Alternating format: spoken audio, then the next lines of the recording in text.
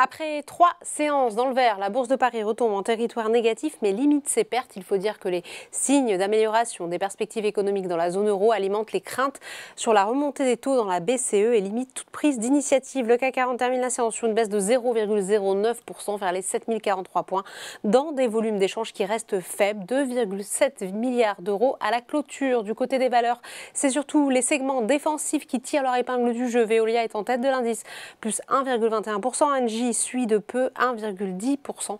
Air Liquide avance de son côté de 1,01%. Malgré une hausse de 8% de son chiffre d'affaires trimestriel, Alstom recule de 0,97%. Le compartiment technologique français souffre de l'avertissement de Microsoft sur le chiffre d'affaires de sa division cloud pour le trimestre en cours et le ralentissement observé dans les PC. Dassault Systèmes lâche 1,79%, plus forte baisse de l'indice. Téléperformance perd 1,03%.